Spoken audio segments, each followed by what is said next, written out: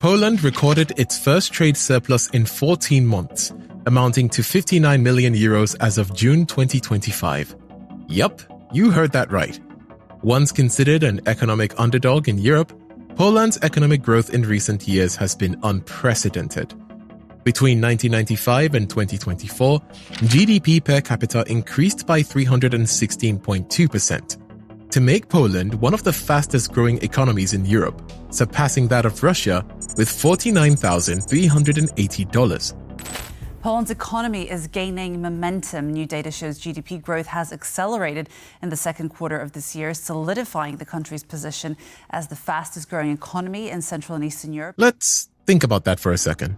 A nation that decades ago was struggling to rebuild its communist past is now ahead of one of the world's largest countries in terms of landmass and individual wealth. While Russia still has an economy twice the size of the total, the reality for the ordinary citizen is shifting rapidly. So, what's really happening here?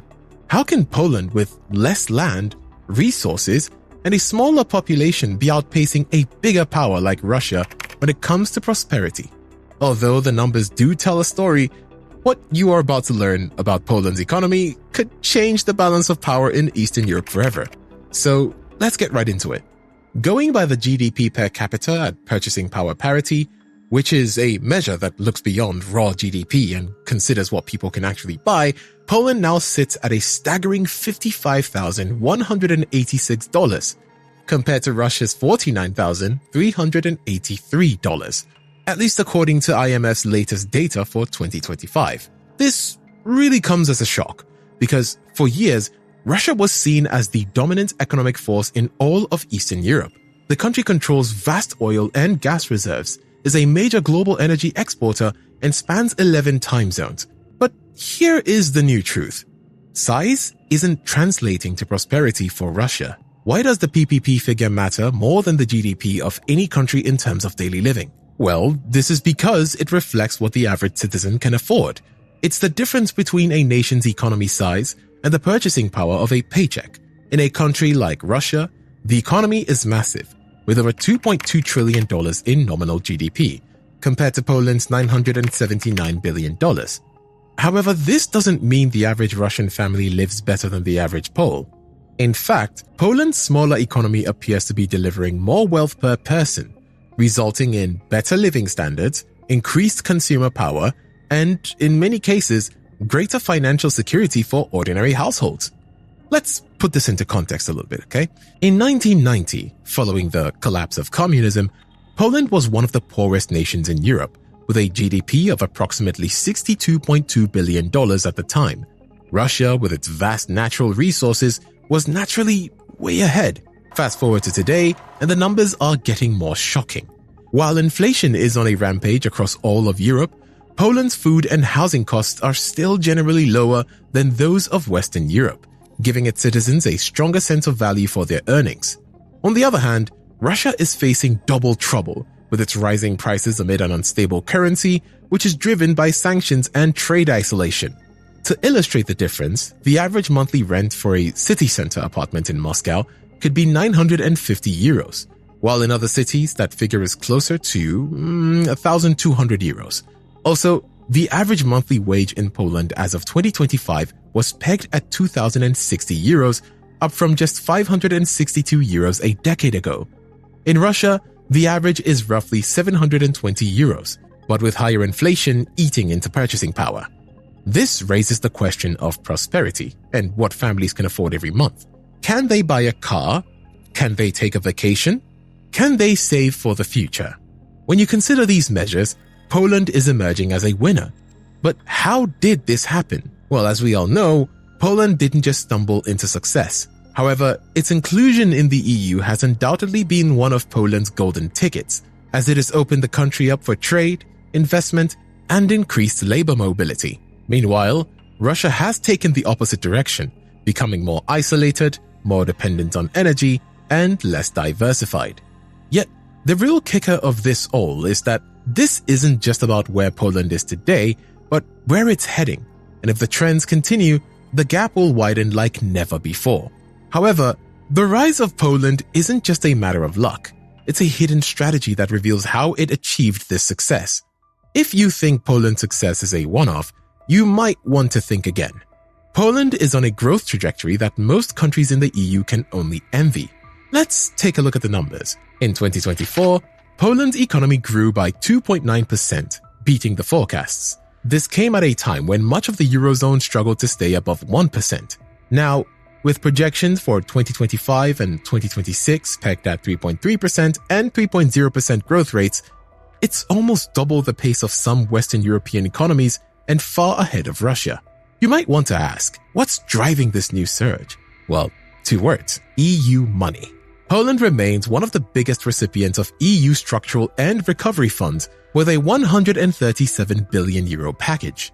It has also been named the biggest beneficiary of the proposed €2 trillion aimed at modernizing its infrastructure, expanding green energy, and digitizing its economy. In a way, this isn't just free money for Poland. It's more of a targeted investment.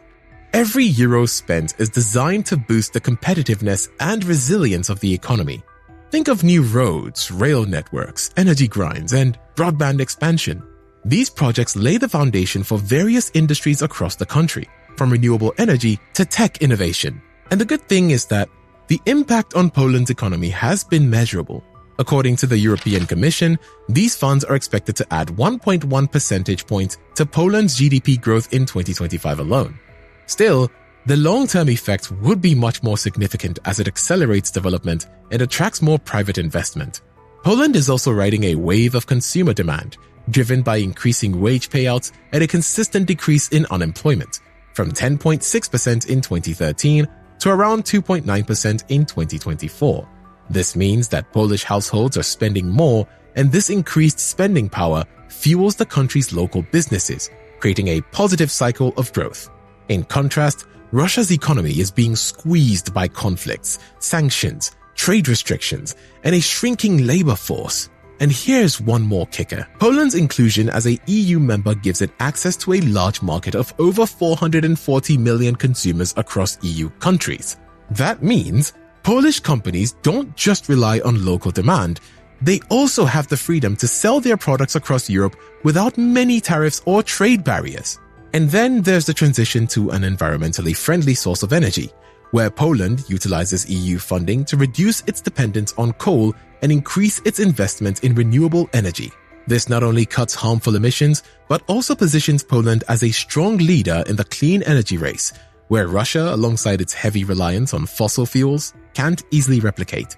The country's central bank now projects its GDP to grow by 3.6% in 2025, 3.1% in 2026, and 2.5% in 2027, representing an average annual growth rate of 3% through 2027. So, where does all this momentum come from? When you take a look at the forces shaping Poland's economy, it isn't just about numbers on a spreadsheet.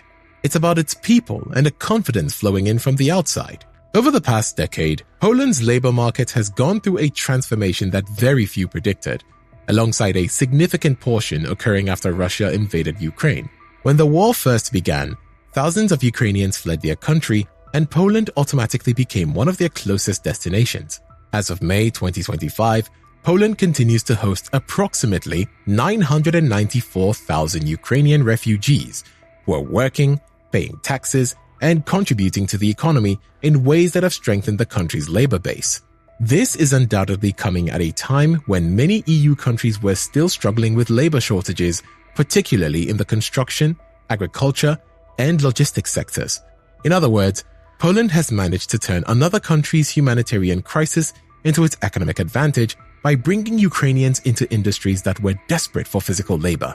Unlike many European countries that face tensions over the influx of immigrants, Poland implemented economic policies that allowed refugees to work legally almost immediately. Indeed, the decision paid off, as more workers from Ukraine began filling critical roles and maintaining the flow of goods and services while supporting Poland's strong manufacturing sector. The auto parts, food processing, and building materials sectors all benefited from this influx of labor. The Polish government has also introduced a digital ID system to facilitate the hiring of talent and ensure that businesses quickly adapt to the new workforce. However, Poland's winning edge isn't only about its labor force. It's also about the trust of foreign investors. who see stability in a region full of uncertainty. A key sign of this confidence is Poland's credit rating. As of 2025, agencies like S&P and Fitch have maintained Poland's rating at a minus with a stable outlook.